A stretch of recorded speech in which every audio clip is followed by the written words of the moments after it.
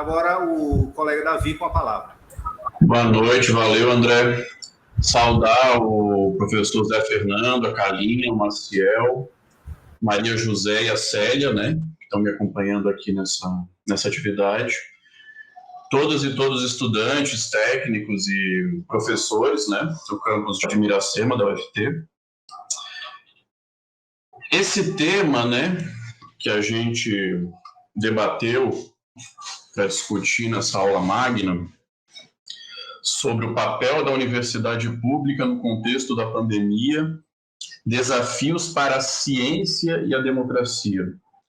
Sem dúvida, é um tema fundamental porque são dois, tanto a ciência, né, quanto a democracia, têm sido bastante atacados, né, nessa conjuntura mais recente do Brasil, né? Então, a defesa de ambas, sem dúvida, se torna fundamental, né? E essa defesa, ela está entrelaçada, né? É necessário defender a democracia para que a gente possa defender a ciência, e é necessário também defender a ciência para que a gente possa defender a democracia, né? São conquistas do iluminismo, né? Conquistas da modernidade, né? A razão, liberdade, igualdade, fraternidade, né? São bandeiras que a própria burguesia colocou no seu período de ascensão e que depois ela mesma, conforme se consolidou no poder, começou a relegar aquilo que ela mesma tinha defendido no seu processo revolucionário, né?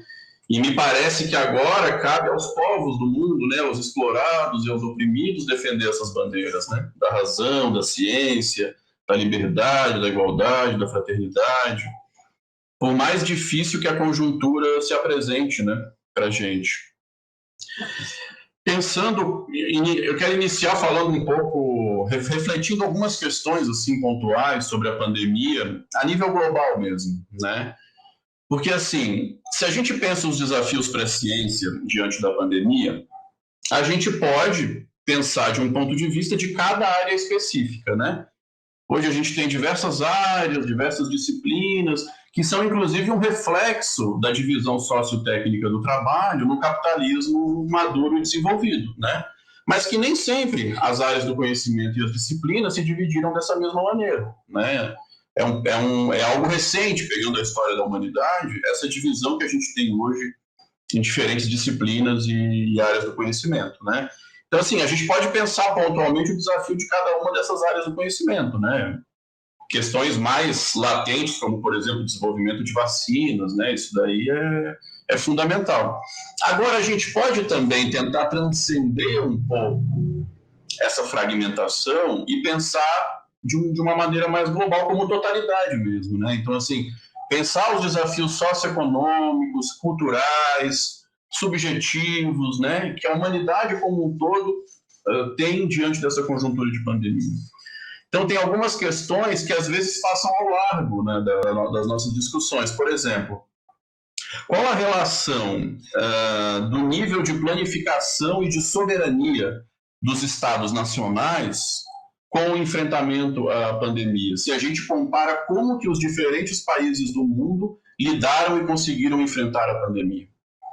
É só a gente considerar, por exemplo, que a principal potência do capitalismo, que são os Estados Unidos, são o país mais atingido pela pandemia. Só isso aí já explicita uma contradição do sistema em que a gente vive, né? Do modo de produzir e organizar a vida social em que a gente vive. Se a principal potência capitalista é o país mais atingido, né, por mortes e por, né, contágios da pandemia, evidencia que há um paradoxo aí, né? Esse sistema nos apresenta limites no sentido de enfrentar, inclusive, as necessidades mais sentidas, né, da humanidade. Vindo aqui para o Brasil, sem dúvida, sem o SUS, né, sem essa conquista nossa e do movimento da reforma sanitária, que é o Sistema Único de Saúde, sem dúvida a situação seria ainda mais catastrófica, né, se a gente não tivesse essa conquista que é o SUS. Porém, mesmo com o SUS, nós ainda somos o segundo país, né, do mundo mais atingido pelo coronavírus. Isso me parece que também evidencia, apesar do SUS ter sido uma conquista importantíssima, mas evidencia a distância que ainda existe entre a conquista formal do SUS e, substantivamente, efetivamente, a sua implementação para realmente, né, conseguir enfrentar, né, essas demandas sanitárias do conjunto do povo brasileiro, né? Então mostra que o nosso desafio, inclusive nessa efetivação do SUS, ele é ainda imenso, né? E eu acho que essa conjuntura também evidencia o próprio acirramento das contradições do próprio sistema capitalista, né? Eu acho que o que o Mesaros coloca sobre a crise estrutural do capital, no sentido de que esse sistema atinge seus limites históricos e sistêmicos, né? Não quer dizer que ele vá cair naturalmente, né? É preciso que conscientemente se construa uma outra alternativa societária, mas me parece que evidencia, sim, o acirramento desses limites históricos e sistêmicos do próprio capitalismo, né? Como coloca o Mesaros. E eu penso que o nosso desafio, indo um pouco no sentido do que a Karina colocou também, dessa disputa cultural, né, é no sentido de construir um bloco histórico contra-hegemônico, né, como colocava o Gramsci, que ele é tanto ideológico, cultural, né, no sentido da disputa mesmo, inclusive da produção de conhecimento, né, da disputa ideológica, quanto também material, né, ou seja, o conjunto das forças populares exploradas e oprimidas que realmente tem interesse, né, em numa ofensiva que realmente apresente um outro projeto de sociedade. Eu queria trazer alguns elementos aqui colocados pela Associação Brasileira de Ensino, Pesquisa e Serviço Social, né, a ABEPS, entidade à qual o nosso curso é filiado, né? Tem uma nota que saiu da ABEPS no dia 23 de junho de 2020, que é falando especificamente sobre o ensino remoto, né?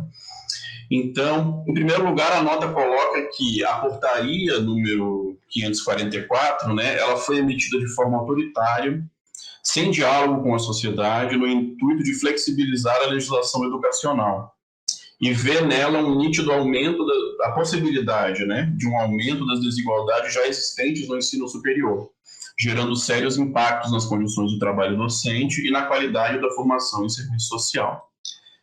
Eu creio que a gente tem visto, mais recentemente, um certo aprofundamento da autocratização do Estado, né? Esse Estado particular que a gente tem no capitalismo dependente brasileiro, que o Florestan Fernandes chamava de um Estado autocrático, né? Ou de uma democracia restrita, me parece que ele tem aprofundado essa sua autocratização, inclusive restringindo espaços democráticos e do controle social, como, por exemplo, os conselhos de direito e até as conferências, né? Que têm sido bastante restritos nesse último período. É preciso a gente também problematizar algumas fragilidades que o ensino remoto emergencial pode ter, né, nas suas próprias bases legais, nos seus pressupostos pedagógicos. Ele pode acentuar tendências à improvisação e desqualificação do processo, responsabilizar individualmente docentes e discentes por garantir o processo de aprendizagem. Uma posição também que a nossa categoria, as entidades, né, da nossa categoria do serviço social colocou firmemente é pela suspensão dos estágios supervisionados nesse período, né, considerando que a profissão de serviço social tem caráter interventivo, sua atuação incide na vida cotidiana de mulheres e homens, assim como outras profissões, uma intervenção profissional desqualificada e sem embasamentos teórico-metodológicos, ético-políticos e técnico-operativos pode ocasionar o prejuízo na vida dos usuários dos serviços prestados pela assistência social.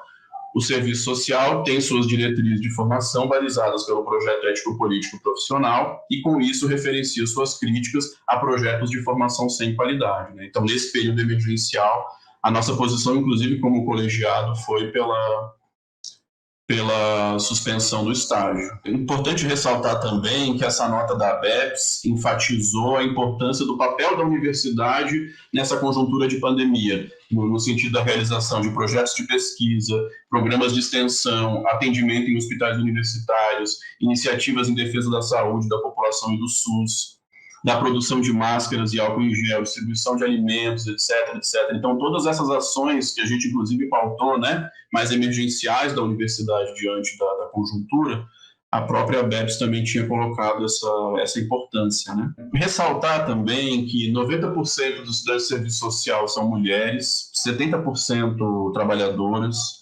nesse contexto de pandemia, a tendência é de que o trabalho remoto faça com que essas múltiplas jornadas se integrem ao ambiente familiar doméstico e esse processo tende a amplificar e intensificar a rotina de trabalho, né?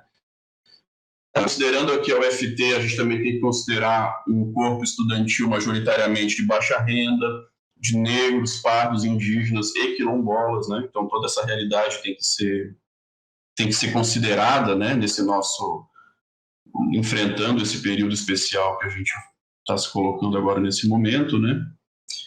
E eu acho importante que tanto pensando nos estudantes, quanto nos técnicos, quanto nos docentes aqui da UFT, a gente ressaltar a importância dessa flexibilidade nesse período emergencial, né? Considerando as condições de acesso e permanência dos estudantes e considerando também a intensificação do trabalho técnico e docente, né? Porque a gente tem, inclusive, pegando aí o conjunto do mundo do trabalho, as reestruturações que tem sofrido, né?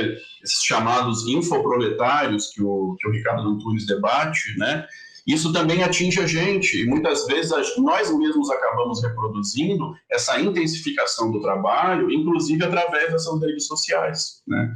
Então a gente acha que a gente tem que inclusive refletir até que ponto a gente está realmente enfrentando esse processo de precarização e intensificação do trabalho e até que ponto muitas vezes a gente acaba, como é que eu iria dizer, às vezes querendo ser até mais realista do que o rei, né? Então, assim, às vezes a gente talvez acabe querendo, às vezes até intensificar o nosso trabalho, mas até para além do que está colocado como obrigação nesse período emergencial, né? E aí pensando a realidade dos estudantes também. Então, eu acho que é importante a gente enfrentar, sim, essa situação, né? Conduzir, sim, esse ensino remoto nesse período especial, né? Mas com criticidade e levando em conta, né, a importância de se opor a essa intensificação do trabalho e preservar também, né, a permanência dos estudantes e considerar as suas particularidades. Seria isso. Valeu, boa noite. Seguimos aí no debate.